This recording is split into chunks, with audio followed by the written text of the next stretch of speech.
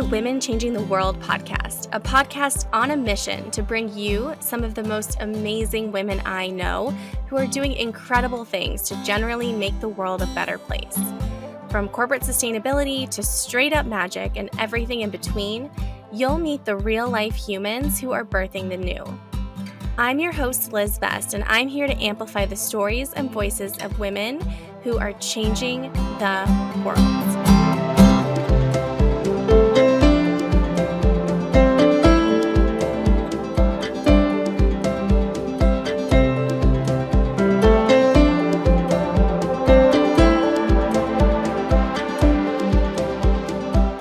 Today, I am so excited to be sitting down with Amanda Luchetti. She is the co-founder of Dayani.io, which is a climate-focused venture studio. Dayani's team incubates, develops, and launches companies and projects that aim to solve the most pressing challenges facing our communities and our planet. She spent her career leading and orchestrating teams from across the different facets of a business for organizations of all sizes. Amanda is a new mom to a beautiful baby girl and is openly navigating how to create space for motherhood while also being a business owner.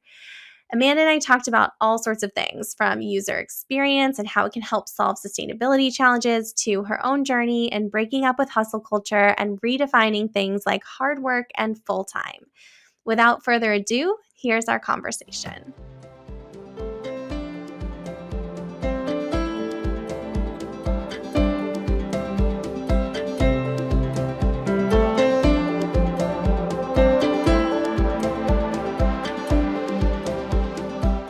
Hello, and welcome to another new episode of the Women Changing the World podcast. I am so excited today to sit down for this, actually our first ever video recorded podcast episode with Amanda Luchetti, who is the co-founder of Dayani and just someone who, again, I'm a huge fan of. Welcome to the podcast, Amanda. Hi, thanks, Liz. I'm so excited to be here. You have been, as you know, just so fundamental to my entrepreneur journey and have been through it the last couple of years with me. So I'm so excited to talk about it and talk with you and share my learnings. And yeah, thank you so much. Oh my goodness. Well, it's such mutual admiration over here. And I know for our listeners, we're actually sitting down on like a momentous day for Amanda. So maybe before we get into all of that, would love if you wouldn't mind just taking a minute to like introduce yourself to our listeners and give them a little context on why January 13th is important. Yeah, so I'm the co-founder of Dayani, which is a climate-focused venture studio, which is now a climate-focused venture studio, and we'll get into that today. But we also do consulting within the climate and sustainability space. I started this business 2 years ago today. So it had been brewing at the end of 2020, and I officially took the leap to become a co-founder on January 13th. So it feels very magical to be talking to you right now about that. Oh, I love it. I feel like business birthdays, at least for me, are such a real thing. And it's like, I know that often in entrepreneurship, at least for me, it can feel like it's like not happening fast enough, a lot of things. But I do find that when I take that like full year perspective on like what's unfolded in the past year, it's like often mind boggling to be like, whoa, a lot did happen, even if it didn't feel like it in the moment. Yeah, a bunch of baby steps, right? And it's like you realize all of the things that you were doing maybe, 6 months ago, you see them start to come to fruition, uh, in the present, and you're like, oh, okay, wow. So I was like setting the seeds then. So Totally.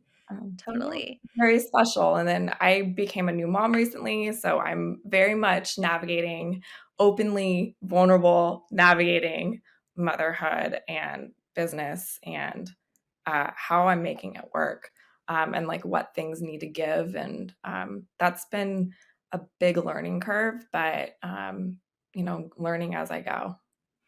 Oh, I love that so much. And I'm really excited to talk to you more about that today because I feel like one, wearing those two hats is like, I can only imagine so hard. And two, I think we need more real conversations about what that looks like and a new paradigm for what it means. Yeah, totally. Especially coming off the pandemic and seeing, like, I don't know how those parents did it.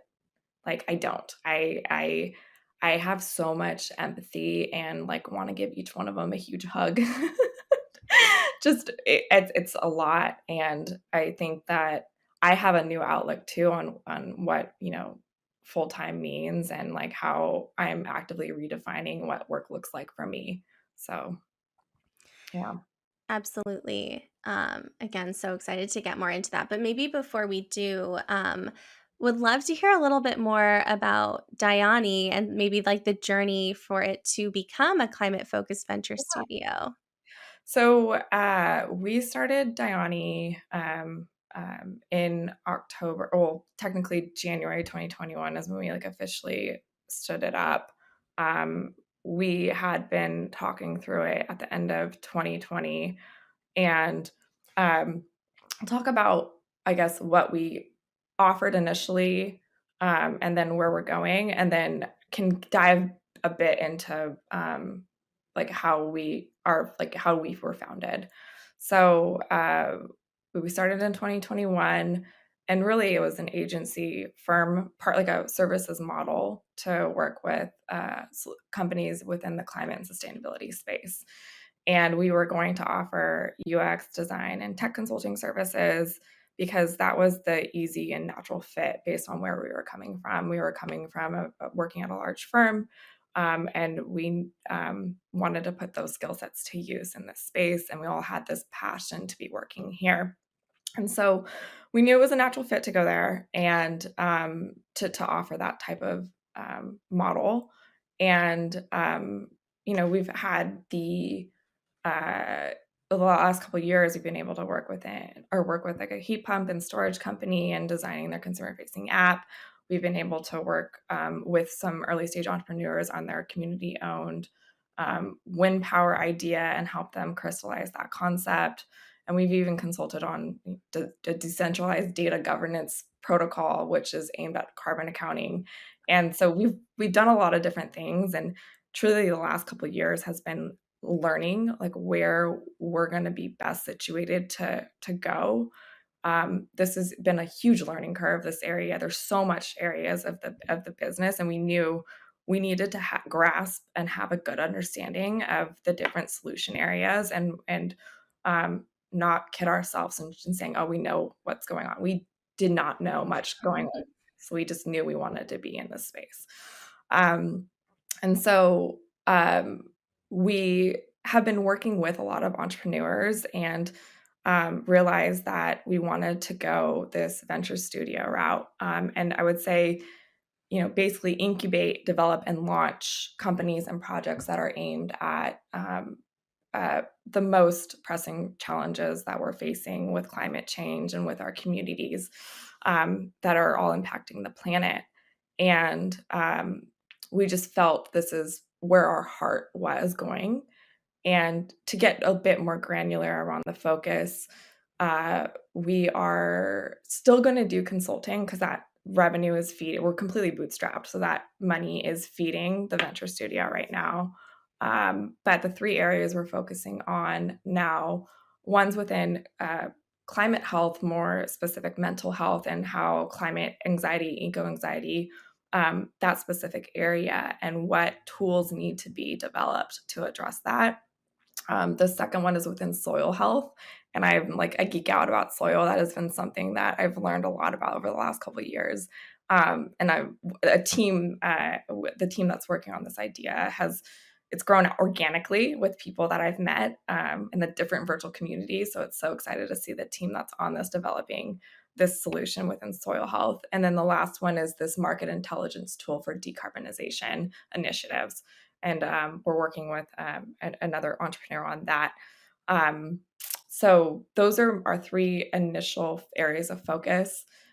We have a bunch of ideas on the bench that we have culled together within electrification in particular. And once we move these initial ones along further, we'll look at those and see, okay, how do we start to validate these ones and put some energy behind them. And so the idea is to launch these into the world um, and see what happens. But it's been really exciting to get to this place.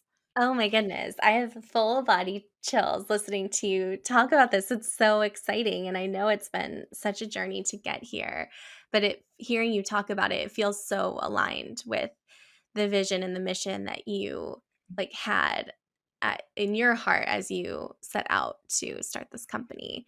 Yeah. One thing I'd love to do too before we like get into like a little bit more of like the nitty gritty and like climate and UX and design is just I know you have an incredible story of how you came to be here and like what led you to this moment. And really, I think one of my favorite things on the podcast is hearing from real women who are doing such cool work about how they came to be here. So, if you wouldn't mind, would you like indulge us with the story of how you came to be where you are today? Yeah. It's and I start this by saying that somebody asked me recently, like, what's your spirit? Like, what inspires you? What's your spirit? And the first thing that came to me, and there's a lot of things, but the first thing that was like glaring in my face was just the word I love, a challenge, a challenge. So my spirit loves a challenge. I love being told I can't do something and then figuring out a way to do it. Um, I have just a belief in myself in getting it, in going through it and figuring out a different way of working, and approaching a challenge. And I think it's not only the challenge and like maybe that little bit of sick adrenaline rush I get by doing it, but it's also being able to challenge ways of thinking and how things are done traditionally and challenging our systems and really looking at things from a different angle and potentially going against the grain of how we've been taught to do things. And that lights me up. So with that in mind, there are three, I would say, moments in my life, I guess, challenges that have presented themselves that have been really influential into where I am today. I think the first one for me was coming out of high school, going to college. So I got into UC Davis early. I'm the first one in my family to go to college. So my parents didn't go to college, my grandparents didn't go to college. So I was, paving the way for my siblings to go to school. And I had this like feeling that I needed to play field hockey in college. I was a three-sport athlete in high school, and I was like, oh, I'll just go for academics to school. And my senior year, I was like, I need to play field hockey. I don't know where it came from, but I was like, I need to play this sport. And I went to a tournament, and it's really unusual for a senior to be able to get recruited to go play D1 at that time. So, or at that late, I guess, in the stage. And I went to a tournament for field hockey and got recruited at Davis.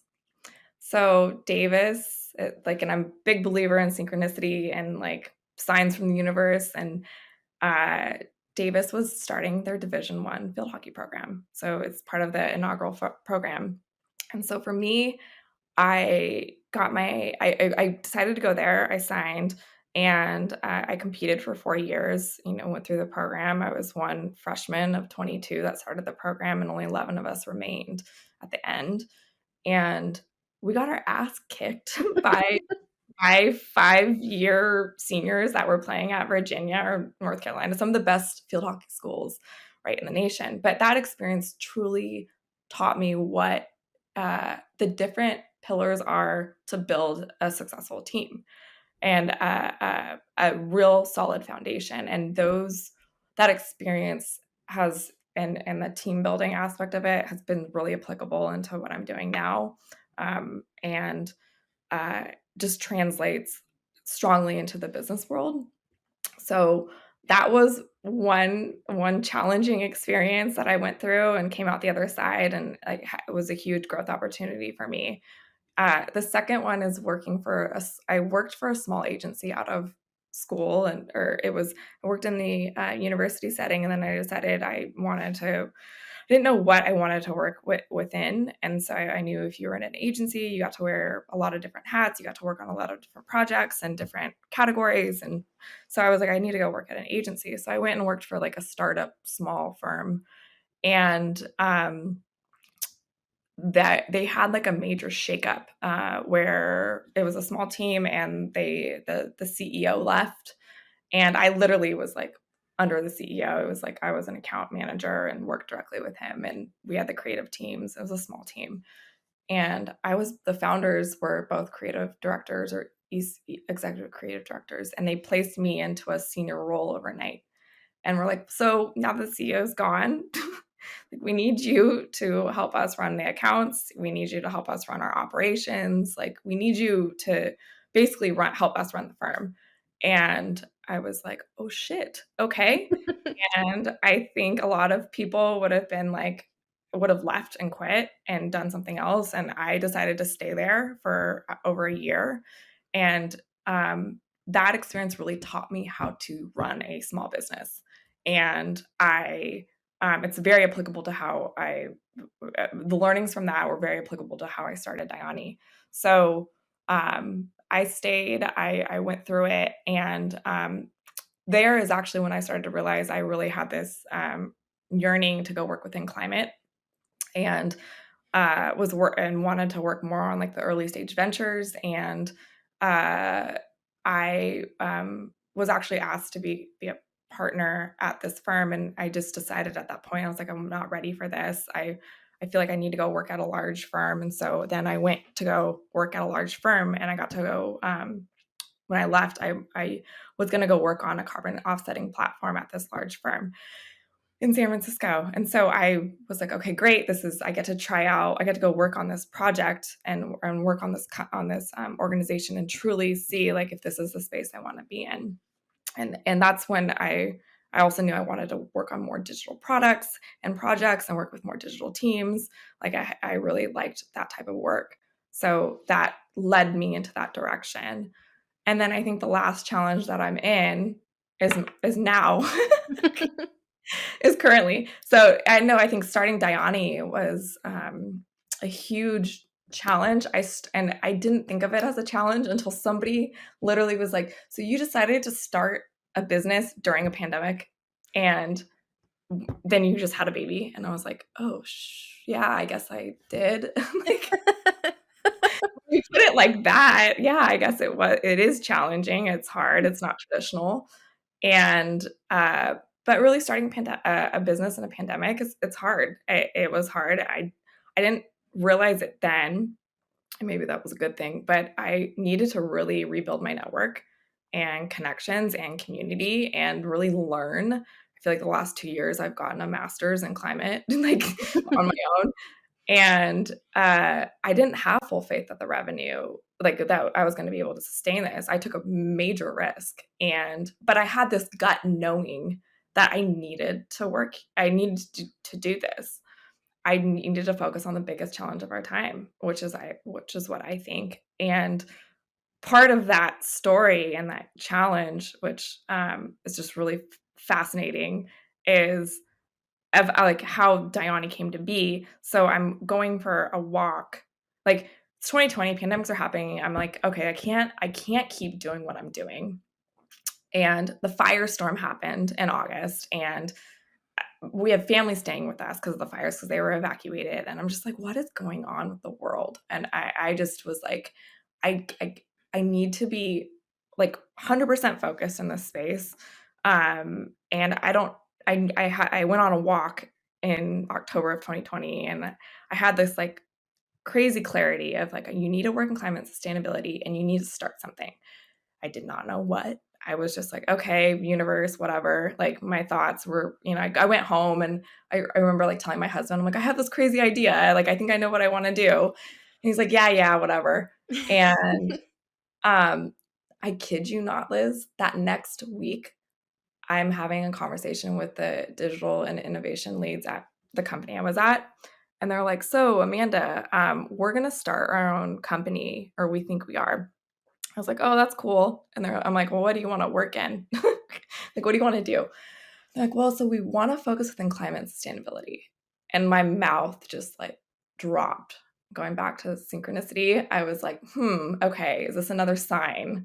So, I mean, that was a big pivotal moment where I'm like, okay, I think this is the right time to do this. And even though I didn't think it was the right time at the time, but um, I had a lot of questions about it and I vetted it out. But that's ultimately where I was like, okay, I think it's time to jump in and make this start and go down this path, which I just, very unsure what was going to happen, but here I am. Oh my goodness. I love it. I did not know about like those twin like synchronicity moments leading up to you getting started. It's wild. I have found like I feel like there are times when I'll just like have this thought of this thing I really want, and like the next day I get an email out of the blue from someone that's like, "Hey, have you thought about this? Like, do you want to?" It's so crazy. It's like you're like, "How could I not say yes? You literally read my mind." Yeah, it's like, are you reading? I know, and part of me is like, are these things reading our minds? Like, Yeah, like, was like, "Did Instagram listen to what I said and, like, feed it over to you?" That's yeah, that's so cool. Well, I think something I've just found really inspiring about the work that you've been doing, along this journey over the past couple years is I think you've really helped open my eyes to all the different ways that like UX and design can be leveraged far more than they currently are in service of sustainability, in service of climate action, in service of like this future that we all really want to yeah. see. And would love if you wouldn't mind sharing a little bit more about like one, like your philosophy around that, and two, like some practical applications of how UX and design can help advance Yeah. sustainability. So it's good timing. There's a couple. There's like the UX's role, and I'll give my point of view, and then just also this, and about a bit about this, but regard to an evolution of experience design and a bit about the process there that we see needs to eventually evolve or that we're looking at evolving to. So with UX, um, this I read this piece recently. The guy's name is Jeff Coleman, and he was in this community piece on this newsletter I was reading, and he wrote about he runs 1 billion machines, which is out of Rewiring America. I believe it's a newsletter for them.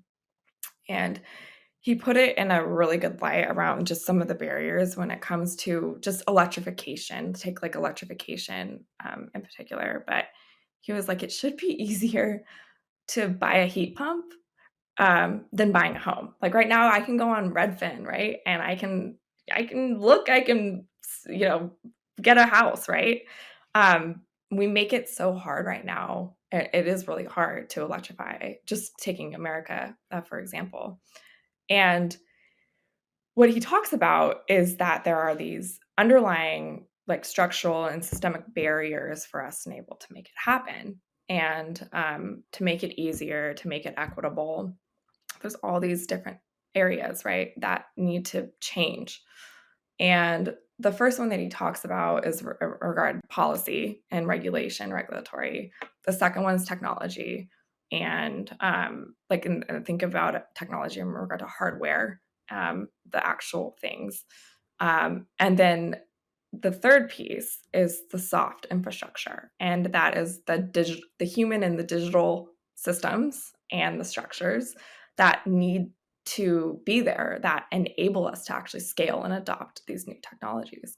And I think that for me is where user experience and experience design plays such a fundamental role, is being able to get us to, like, we need the infrastructure on the digital side to be built that allows us to design frictionless experiences that at the end of the day will scale the adoption of these things into our lives so that we can transition and be a part of this transition. So I just see it as a way to play a massive role in scaling these technologies.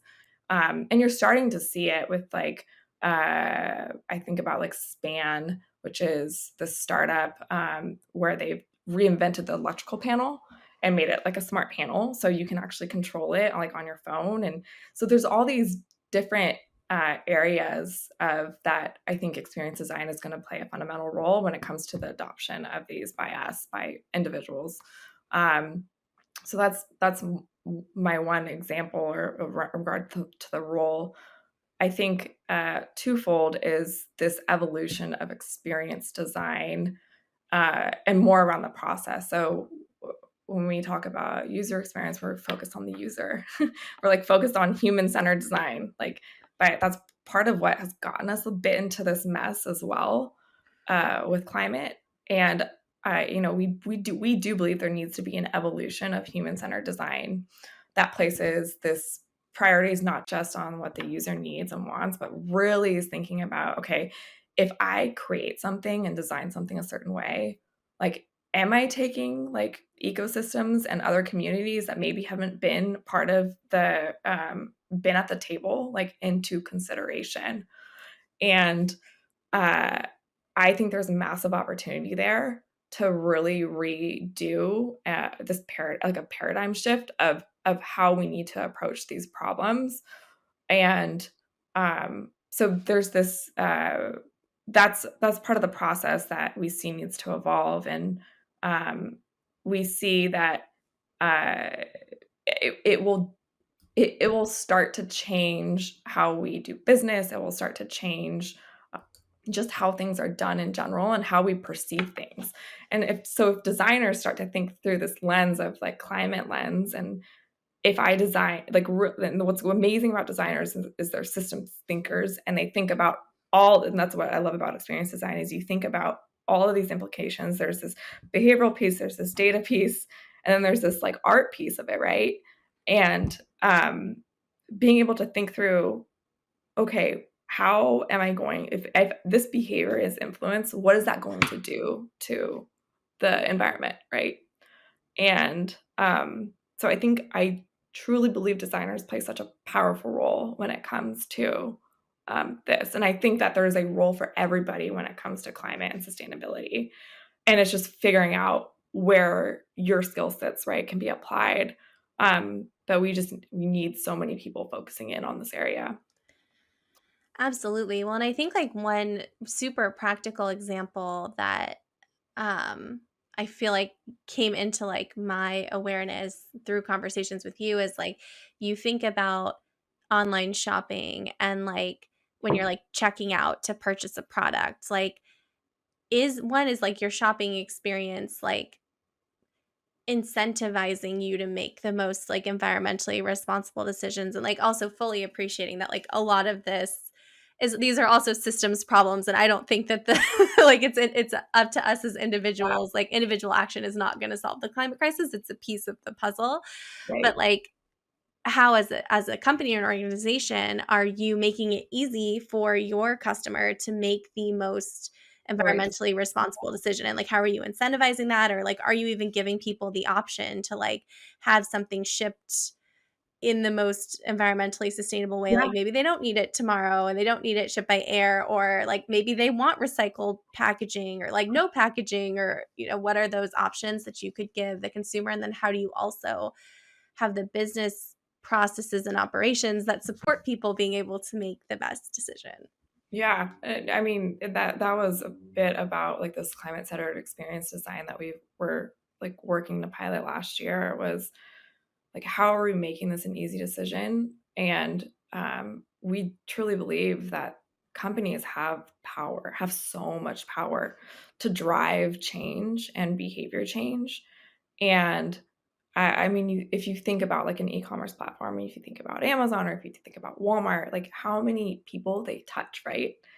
And uh, yeah, they can choose within their experience to, say, and I think Amazon does this now, but I don't want all my stuff shipped separately. I want it all shipped together.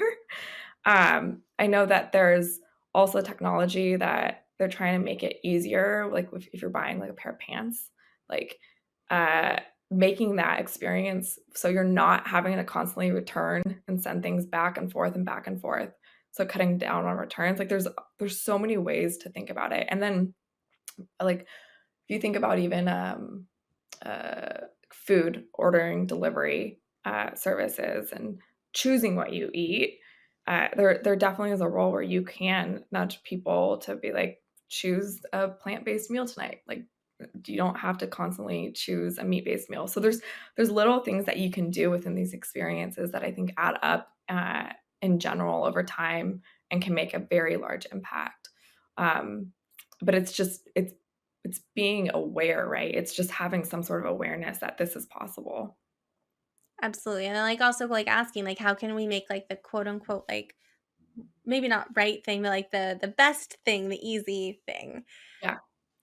Yeah, it's part of like what we talk about a lot here at Dayani.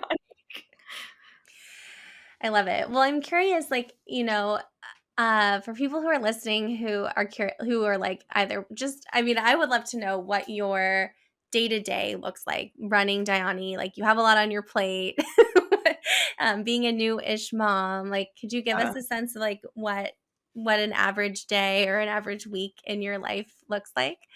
yeah, right now it's a bit of a crapshoot. In full transparency, I um, had Nora in June, my daughter, and I took 3 months off from the business and really worked hard to plan coverage and figuring out, like, as a founder, can I take 3 months off? I took 3 months off completely. And I have business partners that are super supportive of that, and that are true partners in all of this with me. So I'm really lucky to have that support, and also a supportive husband. So it's allowed me to do that. Uh, I went back to work in October. Started going back to work. Had family. A lot of family came up to help me watch Nora, and I started down this interview process with a bunch of part-time nannies. I was like, oh, I'll get a nanny, 20 hours a week or whatever. And I'm going through these interviews and I'm like, what the heck am I doing? I think it didn't sit right at all. And I talked to somebody recently, Saprita, who you connected us with, and she was like, I just want to validate 100% how you feel, because that is a real thing. Like, what is right and what's not right instinctually, like as a mom. So that's just been amazing to hear other moms like point of view on it too. But I was like, I think I need to scale back. I think I need to scale back. I need to figure out what this looks like. I can't, I gotta either organize my time better or figure out when I'm on, when I'm off. But I really want to be there for my daughter. And I, I always put, I always, I always was like, oh, she's a baby. She won't remember me at this time, but I never put into perspective how I would feel at this time. And it totally changes when they're here. And so I have the privilege to scale back a bit, and I acknowledge that. And so what I'm doing now, so I cobbled together childcare and finished out my year with Dayani, going into December. And so now my schedules is the following. I'm basically on 2 days a week on the business, and but the other 2 days, so basically Monday through Thursday, I'm working. Monday and Wednesday, no meetings. I literally will only work during her nap times or when she's sleeping. And a lot of it's just research based, which is part of what I'm doing on the venture studio stuff. So I've been able to work on those initiatives. Tuesday, Thursday, I am available between 10 and 2 for meetings, for whatever. And I have help between 10 and 2. And right now that's working for me. It's like roughly I'm working like 16 to 20 hours a week. But it is somewhat working. My daughter sleeps through the night. Like, I'm lucky in that sense. Like, there's a lot of things working for me, like with my family life in order to figure this out, and also with the business. And so that's really what is going on. I work when she's napping. I'm working. I really am working between 10 and 2 on those days. And then I'll occasionally work on the weekends and stuff. My husband will watch her while I go to a coffee shop for a couple hours and catch up on some things that I feel like I need to catch up. But I think for me, this is really, I've talked to a lot of women too that are new moms that completely are like, I'm not working at all. Like, and I'm like, why aren't we hearing more of these stories about like ambitious women that are creating space for family? Like, we just aren't. And I think it would be like, I would like to hear about that more, like, and just like feel like validated that I'm making whatever you need to make the decision that's right for you, but what's also right for your family. And that's going to be different for every single person. And every single person's going to be different, feel different. Some people might want to go to back work sooner. Some might not want to. It's a huge spectrum. And so get to this, like it's for me, I'm starting to redefine what full-time looks for me and what working looks for me. And that's part of like what I'm in the middle of right now. Totally. Well, I so appreciate the real talk about this. And I mean, I think the one thing that I've observed that seems to be consistent across the board and like talking to other, women in my world is like however you think you're going to feel when the baby is Yeah. here about work, you're going to be surprised about something. Just Yeah.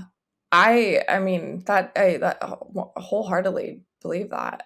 And I've heard the opposite. I've had women be like, "Oh, I wanted to completely take a break when I had kids," and then I had kids, and I was like, "No, I want to be work." Like it is so wild. And I also think it really highlights like how our systems in this country are not set up to support women and caregiving. And it's like I'm at a startup. I don't make a ton of money, right? So like if I'm hiring somebody, that's like that's an investment. And um that it's childcare is expensive. Like it's expensive.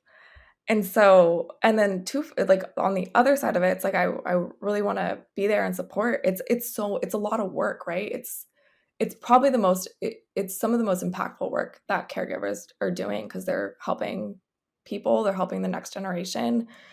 Um, and we don't give it the support it needs. And it has become really apparent becoming a mom, seeing that firsthand. totally. I mean, I couldn't agree more. Well, I know that for you too, like you've sort of been on like a 2+ year journey to break up with hustle culture Yeah. and really like redefine success and productivity for yourself. Which is something like I'm so here for. And it's really fun to see like ambitious women like really stop and like ask ourselves like what is success for me now? Yeah. Like I'm curious if you could share a little bit more about what that's looked like for you. I think it's probably like this, uh, people listening are probably like this, there's this juxtaposition of like, but you're in a startup and like startups are supposed to go fast and are supposed to like constantly be working 24/7.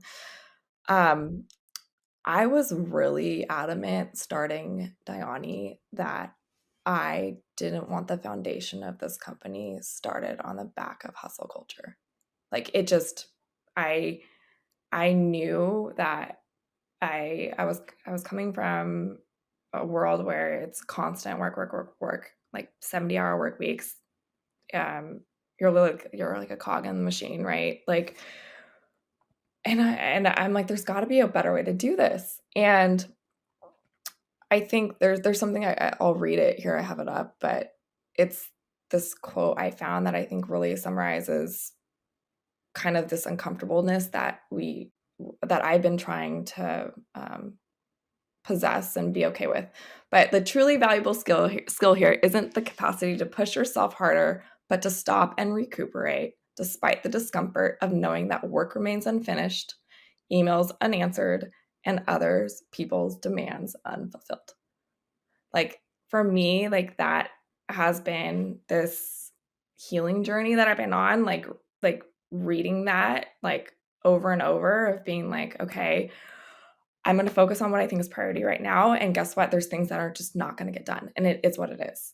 And I I think the athletics background, and I talk about like my dad played like a pretty significant role in my life as a kid. And like I was a tomboy and he was like out hustle the boys, like always out hustle. You'll win every time if you out hustle. So I had this like mentality that I have to out hustle everybody. I might not be the smartest, but if I can outwork anybody, then I will get to where I need to go. Like that will be successful. Like I'll be led on a successful journey. And then I'm 29 years old and I'm just so burnt out. And like it's just like how did I get to that? Like so burnt out. I mean, and that's where I mean it was planted in my head early on, right? And So yeah, I think part of the last 2 years and starting Dayani is like I've been on this healing journey of breaking away from this hustle mentality and being okay with what's happening in the present, and uh, being okay with not everything's going to get done at the same time, and being okay with speed as well. Like I've the thing I've been telling my business partners is the concept or thing of like we have to intentionally scale. Intentional, like we have to be very intentional. I think, yeah, for me it's just been living it is part of the redefinition of this, of the hustling, is like being the learning through action, right? And redefining that success doesn't equal hours. Like success, like hard work is being consistent, and hard work is just showing up, right? And hard work is like having hard conversations, and it doesn't need to be hustle, hours, like grind, grind, grind. And it's crazy because America is just so that the culture here, and um, it's been hard as like an athlete from coming from an athletic background to break, because it's like work was my outlet of that, maybe like push yourself, but there's other ways to push yourself. And I think it really is different when it is like when you're working and it's your brain and it's your mental health, and there's so much, right?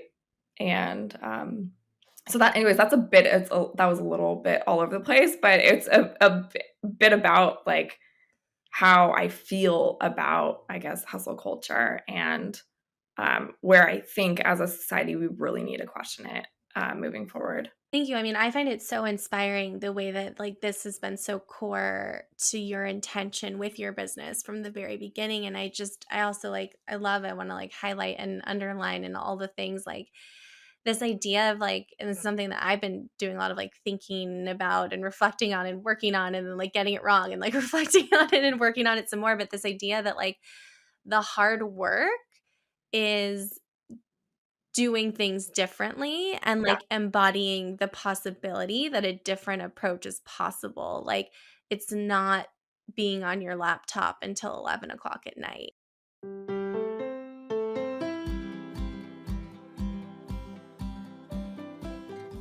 Is network on your 2023 to do list?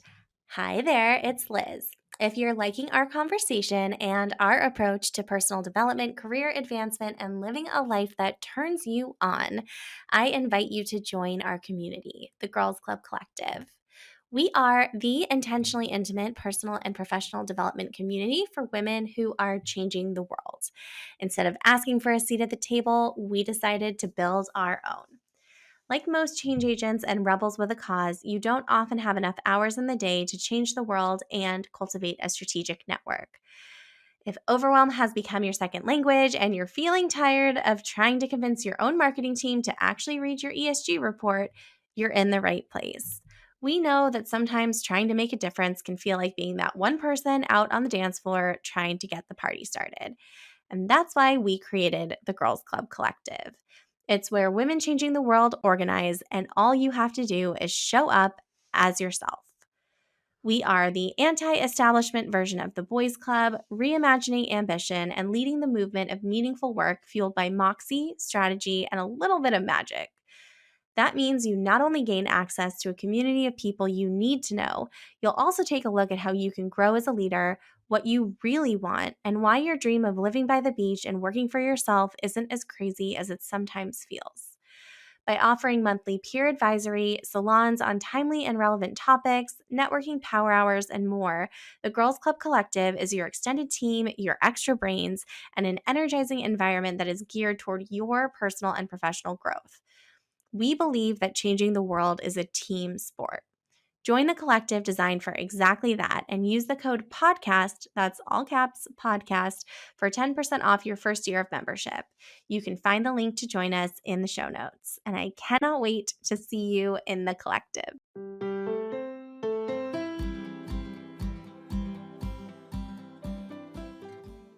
Well, and going back to like hours and the redefinition of work, like first, like work, like this 40-hour work week is like Henry Ford, right? Like this is like, and we're supposed to be like constantly evolving. And like, okay, 1920s, like technology was a lot different then, right? We didn't have computers, we didn't have Zoom, we didn't have all these things. And so we have all these tools at our disposal that make that we're just a lot more efficient, right? So why are Totally. we still at this expectation of 40 hours? And like we use Loom a lot, and like I'll record statuses and send updates to the team versus having a meeting. And it's crazy to me that we still are working at this capacity and we have all these solutions that make it easier for us to do things.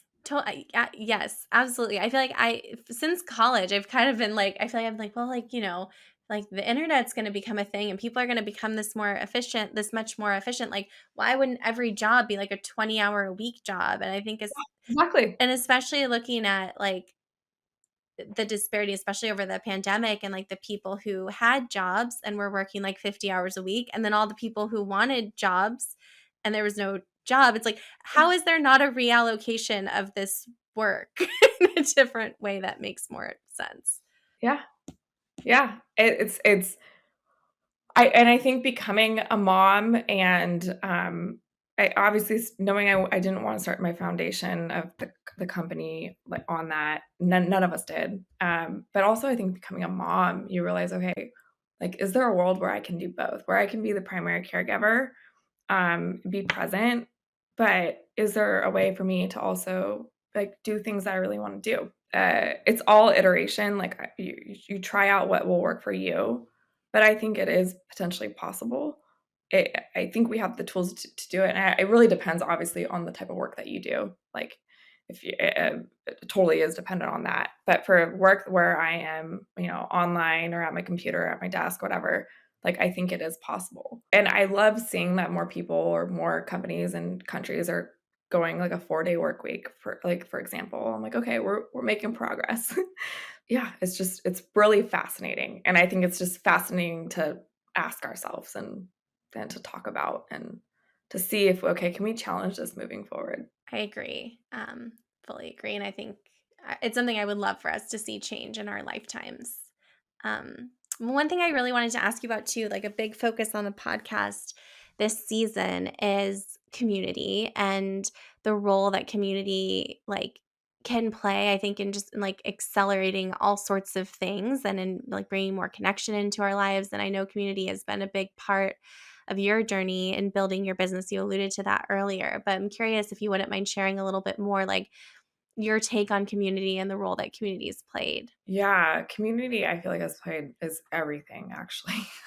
Like, community is, I think, very core value for Dayani, and I also just being on the entrepreneurial journey, community literally has given me like life the last couple of years, and anybody that is, it doesn't even matter if you're an entrepreneur or not, but like finding your community, I think is just so fundamental and crucial, and helps you so much.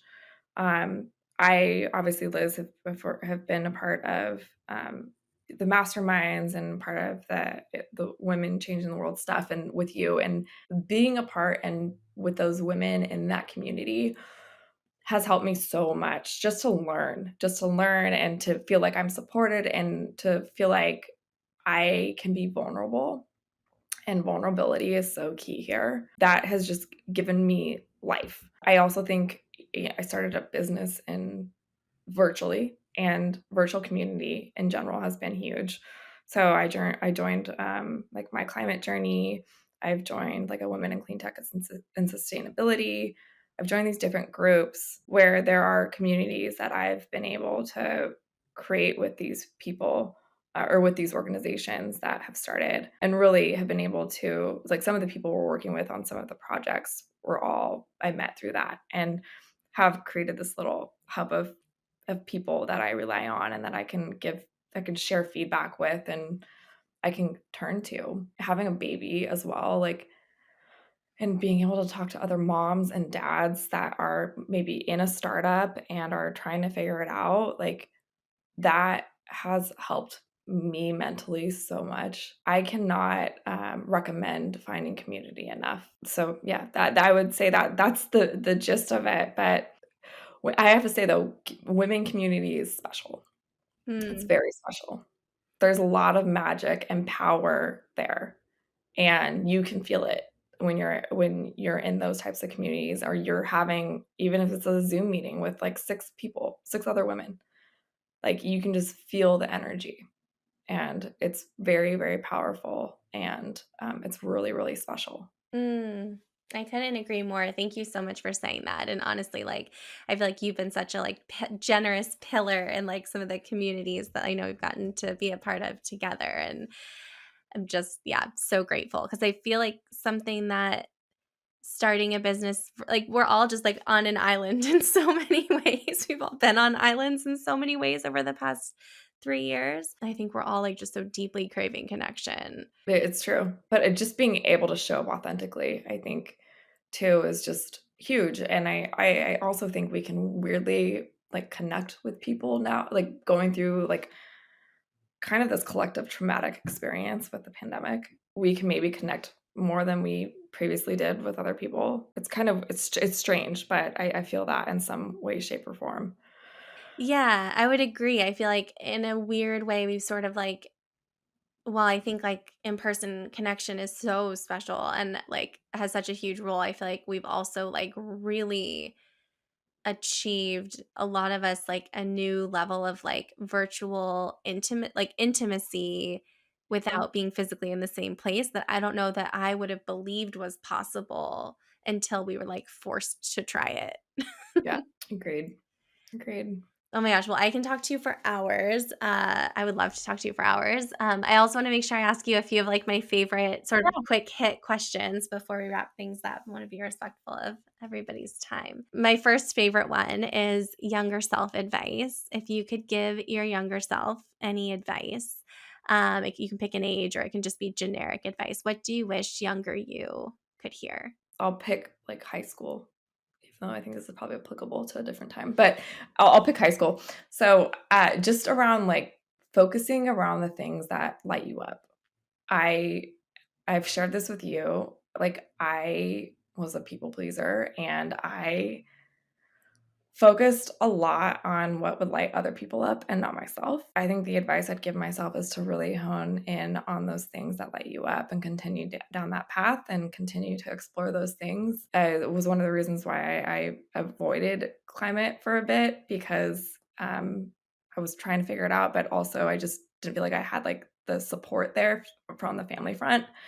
And they had like this vision of what they wanted me to be and do. So yeah, just to really screw all those expectations and to really hone in on what you want to do and what lights you up. Mm. Yes, such good advice. Well, and in a similar vein, I know you know, I'm I'm looking around, I'm like surrounded by post-it notes right now. I love an inspirational post-it. And I'm curious, like what like quote or phrase, if you were to populate a post-it, a reminder, would you most want to offer to our listeners? I love the one that's just, and I had it for a long time, especially starting the business. It's the learn by doing. Like, you're not going to learn by constantly strategizing, and you shared that with me, but to learn through action, learn by doing. That's something that continues to inspire me. Like when I get caught up in, let's say, planning, I'm like, okay, I just need to act. And that, I mean, starting Dayani has been the biggest learning experience of my life. Uh, and through action, you learn a lot. And so I think that for me is like continues to move me forward if I get held up on acting on something. Totally. I mean, that was great advice that I received when I was thinking about starting a business. And I feel like, yeah, it really has stood the test of time in a lot of ways. Um, well, last question before I ask how people can like keep up with and find you. because this is the Women Changing the World podcast, I have to ask, I used to do this up front, but I'm experimenting with asking at the end.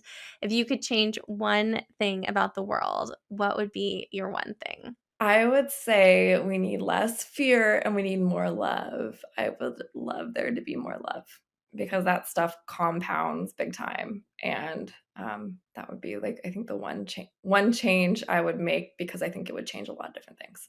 Mm, what a world. Yeah.